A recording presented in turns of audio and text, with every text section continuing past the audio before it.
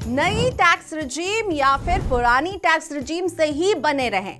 जब भी चॉइस होती है ना, तो हम कंफ्यूज हो जाते हैं, बहुत सारे सवाल उठने लगते हैं। ऐसा तो नहीं कि नई टैक्स रिजीम लेंगे तो आगे नुकसान हो जाएगा। नई टैक्स रिजीम में सुना है टैक्स कम लगने वाला है, लेकिन ये भी सुना है कि आपको बहुत सारे डिडक्शन और एग्जेम्पशंस को बाय बाय कहना होगा। लेकिन ये पुरानी टैक्स रिजीम की जगह नई टैक्स रिजीम क्यों आई है? तो इतने सारे सवालों के जवाब अगर आपको भी नहीं मिल रहे हैं तो इस वीडियो को पूरा देखिए, क्योंकि मैं आपको बताऊंगी कि new versus old tax regime में कौन सी रिजीम है आपके लिए बेहतर। मैं हूं प्रियंका संभव, आप देख रहे हैं मनी 9 और इस तरह के वीडियोस अगर आप देखते रहना चाहते हैं तो मनी 9 के यूट्यूब चैनल को सब्सक्राइब करना ना भूलें, बेल आइकॉन को क्लिक कर दीजिए ताकि जब भी इस तरह के वीडियोस आए आपके पास मैसेज पहुंच जाए। टैक्स पेयर्स के पास अब दो टैक्स रिजीम है, नई और पुरानी।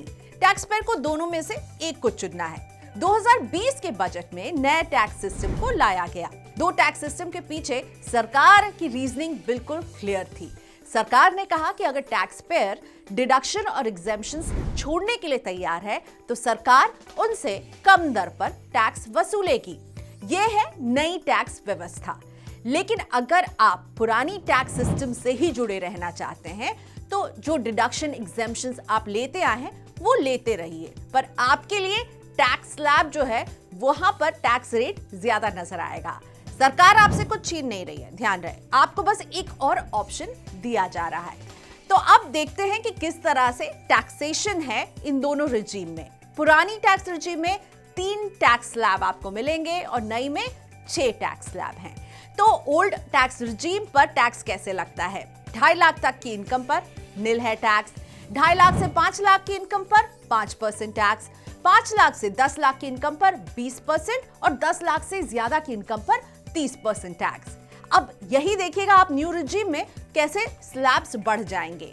2.5 लाख रुपए तक कोई टैक्स नहीं है, 2.5 से 5 लाख रुपए पर 5%, 5 से 7.5 पर 10%, 7.5 से 10 लाख रुपए पर 15%, 10 से 12.5 लाख रुपए पर 20%, 12.5 लाख से 15 लाख पर 25% और 15 लाख से ऊपर पर 30% टैक्स लगता है। साथ ही में दोनों ही रिजीम में 4% का हेल्थ और एजुकेशन सेस देना होगा। सरचार्ज, अगर आपकी कमाई 50 लाख से 1 करोड़ के बीच में तो 10% का सरचार्ज, कमाई 1 करोड़ से ऊपर है तो इस टैक्स पर आपको 15% का सरचार्ज देना होगा। नई रिजीम की कम दर के टैक्स स्लैब अगर आपको अच्छे लग रहे हैं तो जान लीजिए कि करीब 70 तरह की छूट को आपको बाय बाय कहना है। तो कौन सी वो छूट है जो आपके हाथ से निकल जाएगी अगर आप नई रिजीम को चुनते हैं? 50,000 रुपए का स्टैंडर्ड डिडक्शन नहीं मिलेगा। 1.5 लाख रुपए की चैप्टर 6A के ATC के जो डिडक्शंस होते थे जैसे कि इंश्योरेंस प्रीमियम, PPF, EPF, ये वाली छूट भी चली जाएगी। मकान किराया भत्ता HRA जो कि सैलरी के स्ट्रक्चर के हिसाब से मिलता है वो आप नहीं ले पाएंगे। 25,000 रुपए की हेल्थ इंश्योरेंस प्रीमियम पर आपको छूट मिलती है सेक्शन 80D, वो नहीं मिलेगी। होम लोन के ब्याज पर आप सेक्शन 24 के तहत 2 लाख रुपए की छूट लेते हैं, उसको बाय बाय कहिएगा। अगर आप ये पहला घर खरीद रहे हैं तो सेक्शन 80EA में आपको 2 लाख के होम लोन के ब्याज की छूट के ऊपर 1.5 लाख की जो अतिरिक्त छूट मिलती है वो नहीं मिलेगी। सेविंग बैंक में जो भी आप इंटरेस्ट आपको मिलेगा उस पर भी आप कोई भी टैक्स की छूट नहीं ले पाएंगे। एजुकेशन लोन के इंटरेस्ट पर छूट नहीं ले पाएंगे।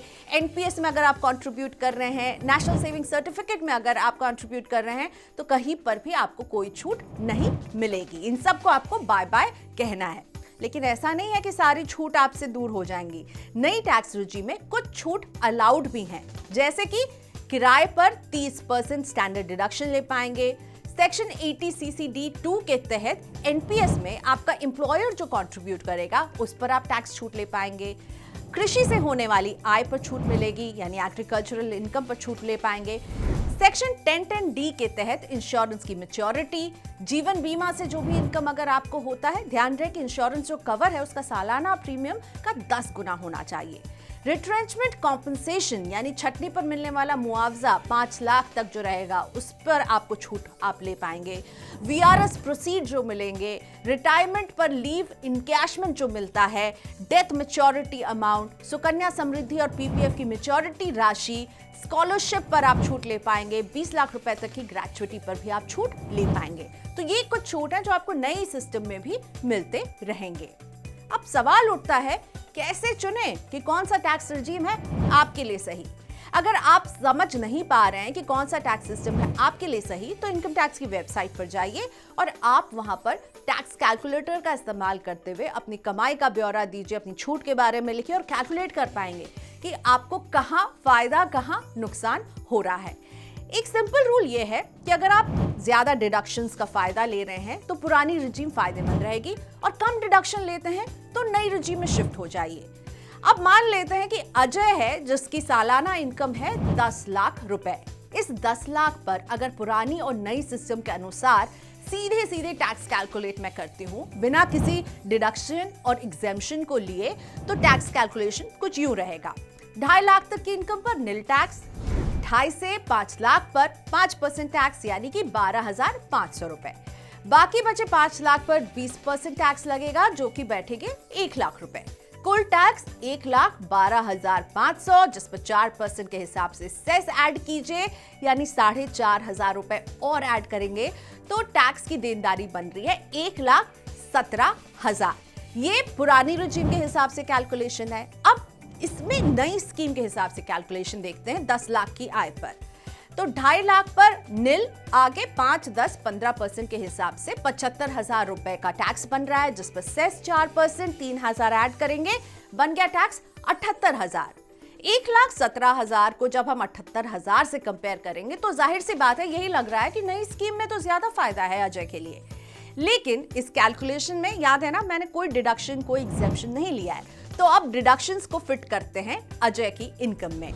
10 लाख की सालाना इनकम है अजय की और अजय ने बहुत स्मार्टली एटीसी के तहत सारे इन्वेस्टमेंट कर लिए। 1.5 लाख की डिडक्शन उनकी बन रही है।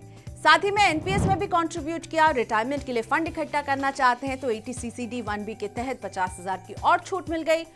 होम लोन है जिसके इंटरेस्ट पर 75,000 की छूट ये ले पाएंगे। अब टैक्सेबल आय अजय की बन जाएगी 7,25,000। इसमें पुरानी रिजीम के हिसाब से जब हम टैक्स कैलकुलेट करेंगे तो अजय का टैक्स बनेगा 65,000 और वहीं नई रिजीम जहां पर कोई डिडक्शन हमने कंसिडर नहीं किया था वही टैक्स रहेगा जो पहले था यानी कि 78,000। तो क्लियरली जब डिडक्शंस और एग्जेम्पशंस को ऐड किया हमने अजय की सैलरी में तो पुरानी रिजीम जो है उनके लिए ज्यादा फायदेमंद दिख रही है क्योंकि यहां कम टैक्स दे रहे होंगे। तो सिंपल सा रूल है, डिडक्शन और एग्जेम्पशंस क्लेम करने हैं तो पुरानी रिजीम के तहत अब ज्यादा बचत कर पाएंगे। सैलरी टैक्स पेयर्स को फाइनेंशियल ईयर के शुरुआत में तय करना होगा कि वो पुराने टैक्स सिस्टम में टैक्स देंगे या फिर नए को लेंगे। हालांकि अगर रिटर्न फाइल करते वक्त आपको ऐसा लगे कि शायद मैंने नया टैक्स सिस्टम जो है वो ऑप्ट कर लिया पर पुरानी रिजीम में ज्यादा टैक्स मैं बचा पा रहा हूं या पा रही हूं, तो आप स्विच कर सकते हैं। आप इस विकल्प को जब चाहे बदल सकते हैं। ATC, ATD, HRA, home loan interest जैसे इन तमाम छूट से अगर आपका कोई लेना देना नहीं है, आपने अभी अभी नौकरी शुरू की है, आप इतने सारे निवेश नहीं कर रहे हैं, इतने सारे एग्जेम्पशंस आप नहीं लेने वाले हैं, तो फिर टैक्स सेविंग के लिहाज से नई टैक्स रिजीम है आपके लिए। लेकिन अगर आप कमाते हैं और साथ में आप इन्वेस्टमेंट्स कर रहे हैं बहुत सारे जिसका फायदा आपको टैक्स में मिल रहा है, तो फिर पुरानी स्कीम है आपके लिए। उम्मीद करती हूं कि आपको मदद मिलेगी इस वीडियो से समझने में कि आपके लिए कौन सी टैक्स रिजीम है बेहतर। Thank you for watching us. Money9 के यूट्यूब चैनल को जरूर सब्सक्राइब करें, बेल आइकॉन को क्लिक करें ताकि इस तरह के वीडियोस आपसे कभी मिस ना हो।